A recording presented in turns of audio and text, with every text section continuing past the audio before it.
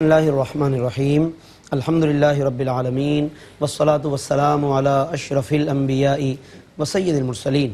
معزز ناظرین، الحمدللہ آج کی اس نشست میں 30ویں پارے کے آخری ربع کی تلاوت کی گئی ہے، اور اس کے ساتھ ہی قرآن کریم تلاوت کے اعتبار سے اپنے اختتام کو آج کی اس نشست کے ساتھ پہنچا، اور اب ہم تفسیر بھی اس آخری حصے کی بیان کر رہے ہیں، اور یقیناً یہ ہدیہ تشکر کا موقع ہے ہمارے لیے، ARY کے لیے، QTV کے لیے، تمام انتظامیہ کے لیے، اور ہمارے یہاں تشریف فرما ہمارے تمام احباب کے لیے کہ اللہ رب العالمین نے ہمیں یہ سعادت، یہ موقع عطا فرمایا۔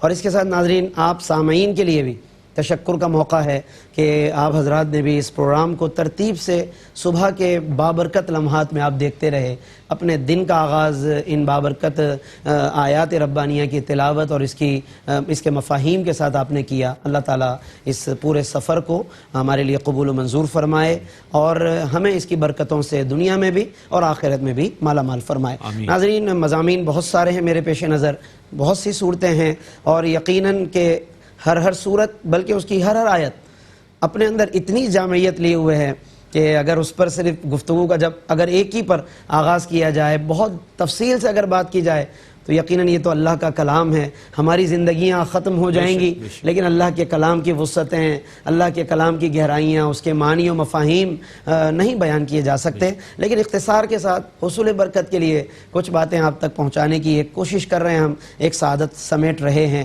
سورہ والضحیٰ کی ناظرین کل کے پروگرام میں تلاوت کی گئی تھی، بہت مشہور زمانہ اور مشہور و معروف سورہ مبارکہ ہے، اور اس کا بنیادی مضمون یہ ہے کہ اللہ رب العالمین نے اس سورہ مبارکہ میں آقائے دو جہاں یعنی اپنے نبی مکرم صلی اللہ علیہ وسلم کی ذات پاک کا دفاع فرمایا ہے، یعنی حضور پر جو الزامات لگائے گئے، کفار قریش نے الزام تراشیاں کی، اللہ رب العالمین نے ان الزامات کا خود جواب دیا ہے۔ ہوا یہ کہ کچھ عرصے کے لیے ابتداءً وحی آنے کے بعد کچھ عرصے کے لیے جب وحی کا سلسلہ رک گیا، تو اللہ رب العالمین کی ایک حکمت پر مبنی یہ فیصلہ تھا کہ کچھ عرصے کے لیے وحی کو روکا جائے، تاکہ سرکار دو عالم صلی اللہ علیہ وسلم کی جو ایک خاص اس کے لیے تڑپ ہے، اللہ کے کلام کی لذت ہے، اور اس کا جو انتظار کا ایک مزہ ہے، اس کے اندر ایک مزید اضافہ ہو۔ لیکن کفار نے اس کو ایک مذاق کا ذریعہ بنایا، اور انہوں نے الزام لگانے کا ایک ذریعہ بنایا، اور کہنے لگے کہ محمد صلی اللہ علیہ وسلم کو ان کے رب نے چھوڑ دیا، یا محمد صلی اللہ علیہ وسلم کا رب ان سے ناراض ہو گیا، اس طرح کی باتیں کرنے لگے۔ تو اللہ رب العالمین نے اس موقع پر نہ صرف جواب نازل کیا، بلکہ اپنے محبوب مکرم صلی اللہ علیہ وسلم کے رخ روشن کی قسم ارشاد فرمائی، فرمایا والضحیٰ، اے حبیب آپ کے رخ زیبا کی قسم، واللیل اذا سجا، اور زلف عنبری کی قسم، اذا سجا کہ جب وہ چھا جاتی ہیں۔ ایک ترجمہ علماء نے یہ فرمایا، اور ایک ترجمہ اس کے ظاہری لفظوں کے مطابق کہ والضحیٰ روز روشن کی قسم، دن کا جب اجالا واضح ہوتا ہے اس کی قسم، واللیل اذا سجا، اور رات کی قسم کہ جب وہ سکون کے ساتھ چھا جاتی ہے۔ ما ودعک ربک وما قلی، آپ کے رب نے نہ تو آپ کو چھوڑ دیا، نہ وہ آپ سے ناراض ہوا، بلکہ کفار تو اعتراضات کر رہے ہیں تاکہ اسلام کا نام کم ہو، اسلام کے وقار میں کمی آئے، لیکن اے حبیب ہم بتائے دیتے ہیں کہ وَلَلْآخِرَةُ خَيْرٌ لَكَ مِنَ الْأُولَىٰ، آپ کی ہر اگلی گھڑی پچھلی گھڑی سے بہتر ہوگی، ہر اگلا وقت، ہر اگلا لمحہ پچھلے لمحے سے بہتر ہوگا۔ اور اکثر میں یہاں کہا کرتا ہوں تقاریر میں، گفتگو میں، کہ یہ آیت ہے تو حضور کے لیے، اے محبوب آپ کا ہر اگلا لمحہ پچھلے لمحے سے بہتر ہوگا، لیکن بحیثیت امتی اس آیت میں غور کر کے ہمیں بھی اپنے لیے سامان کرنا چاہیے کہ میں اس نبی کا امتی ہوں کہ جن کی زندگی کا ہر لمحہ پچھلے لمحے سے بہتر ہوا۔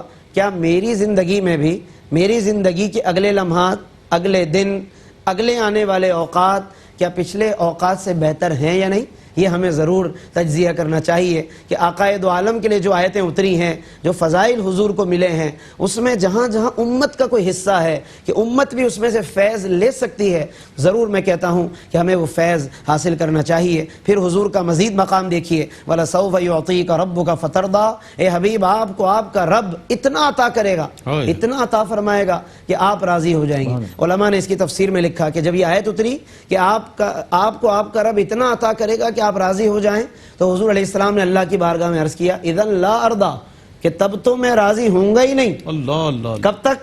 وواحد من امتی فی النار، جب تک ایک امتی بھی دوزخ میں ہے تب تک پھر میں راضی نہیں ہوں. یعنی امت کی خاطر حضور کو جو فضیلت ملی، آقا دو جہاں صلی اللہ علیہ وسلم نے اس فضیلت کو امت کے لیے استعمال فرمایا، امت کے حق میں اس کو استعمال کیا. اور یہ بھی ایک بہت بڑی بات ہے. آج کسی کو کوئی مرتبہ ملے، کوئی منصب ملے، وہ نہ جانے اپنے کن کن مفادات کے لیے استعمال کرتا ہے. حضور علیہ السلام کو اللہ نے جو فضیلت عطا فرمائی، آپ نے اس کا فیض امت پہ جاری فرما دیا. اللہ فرماتا ہے انا اعطیناک الکوثر، پیارے ہم نے آپ کو الکوثر عطا فرمایا. حضور نے امت کے پیاسوں کے لیے اس کے دروازے کھول دیے ہیں. اللہ رب العالمین نے ورفعنا لک ذکرک، یہ آج کی ساری تلاوتیں ہیں. اے پیارے ہم نے آپ کا ذکر بلند کر دیا. حضور علیہ الصلوۃ والسلام نے اپنی امت کے لیے رفعتیں جاری فرما دی. یعنی جو حضور کا احترام کرے، جو حضور کا اکرام کرے، جو حضور علیہ الصلوۃ والسلام پر درود و سلام پڑھے، حضور کی سنت پر عمل کرے، حضور کی اطاعت کرے، حضور انہیں رفعتیں عطا فرماتے ہیں. بلکہ بعض علماء نے لکھا کہ ورفعنا لک، یہ میں اب علم نشرہ کی طرف جا رہا ہوں، اگلی صورت کی طرف. لکا میں جو لام ہے، بعض علماء نے فرمایا لام برائے تملیغ ہے، ملکیت کے معنی میں. یعنی اب ترجمہ، پہلے ایک ترجمہ تو یہ ہے ورفعنا لک ذکرک، ہم نے آپ کی خاطر ذکر بلند کیا. اور اگر لام برائے ملکیت ہو تو معنی بدل جائے گا. یعنی کیا معنی ہوگا؟ ورفعنا لک ذکرک، پیارے ہم نے ساری رفعتیں آپ کو ملکیت کر دی، اب جسے آپ چاہیں بلند فرما دیں. یعنی حضور کو اللہ نے مالک، اعلیٰ حضرت جو فرماتے ہیں نا کہ میں تو مالک ہی کہوں گا کہ ہو مالک کے حبیب، یہ گویا کہ اشارہ ہو گیا. تو اللہ رب العالمین نے آپ صلی اللہ علیہ وسلم کو اس اعتبار سے بہت ساری رفعتیں عطا فرمائی ہیں.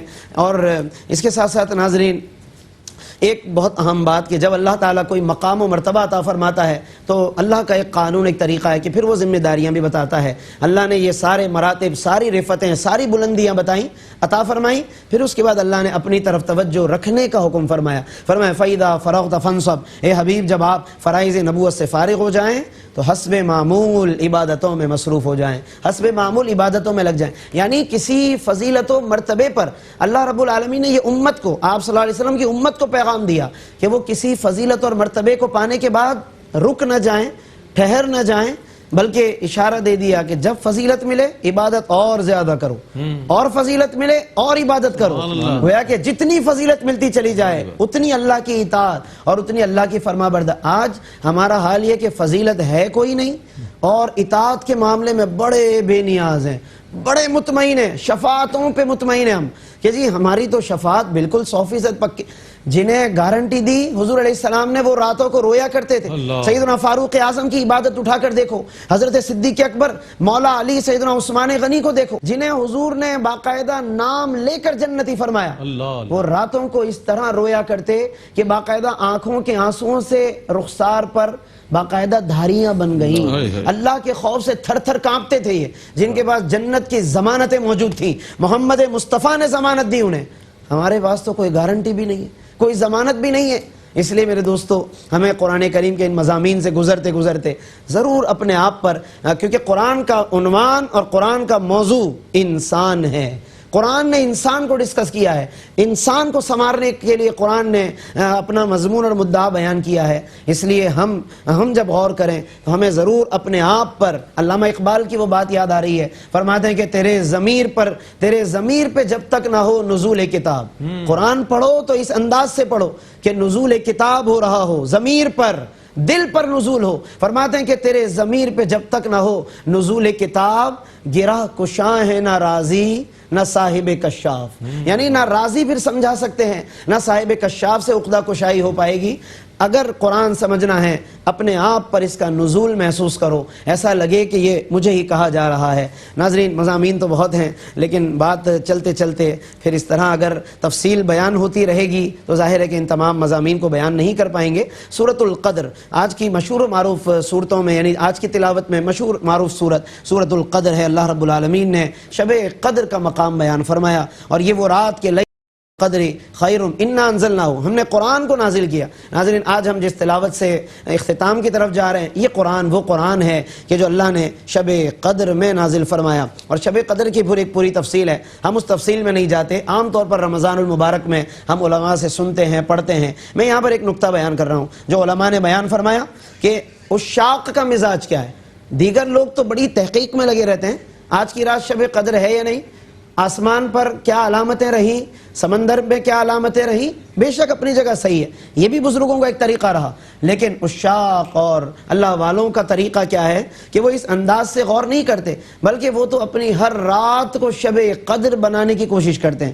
بلکہ کیا خوبصورت شعر عارف ربانی حضرت عمر بن فارد رحمۃ اللہ علیہ نے بیان کیا، فرماتے ہیں کہ وَكُلُّ اللَّيَالِي لَيْلَةُ الْقَدْرِ إِن دَنَتْ، فرماتے ہیں اگر محبوب کا قرب مل جائے تو ہر رات شب قدر بن جاتی ہے۔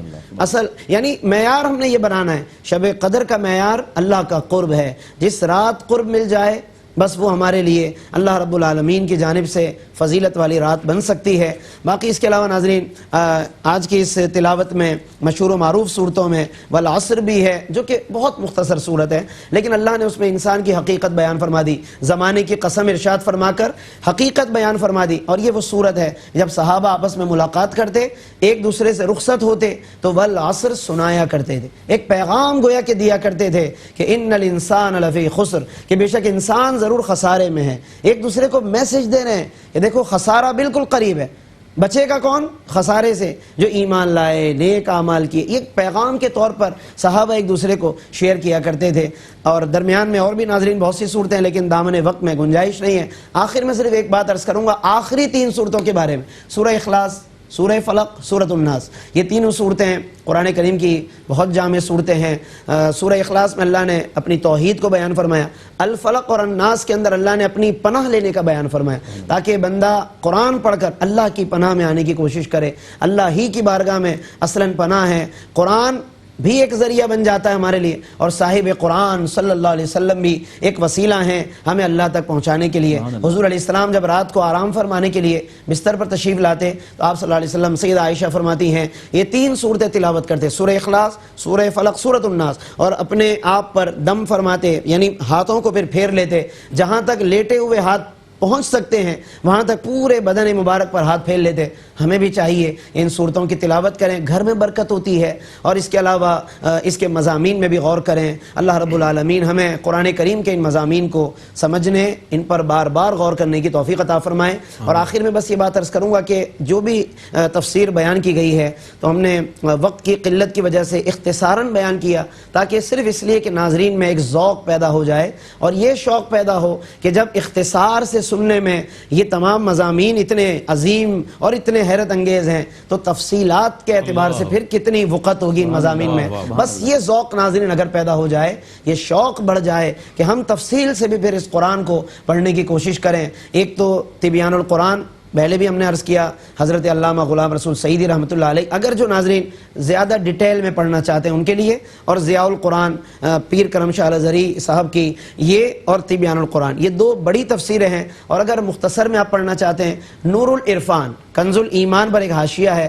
نور العرفان مفتی احمد یار خان نعیمی رحمۃ اللہ تعالی علیہ کا، تو یہ چند میں نے حوالے دے دیے تاکہ ہمارے ناظرین یقیناً اس کے بعد ایک شوق رکھیں گے اپنے اندر کہ اس کو پڑھیں، مطالعہ کریں، اپنے بچوں کو یہ ذوق پیدا کریں، گھروں میں یہ بہار لے کر آئیں۔ اللہ رب العالمین ہم سب کا حامی و ناصر ہو، یہ تمام سلسلے کو اللہ تعالیٰ اپنی بارگاہ میں قبول فرما لے، اپنی جناب پاک سے اس کا انعام عطا فرمائے، آمین۔ وآخر دعوانا ان الحمدللہ رب العالمین۔ جزاک اللہ۔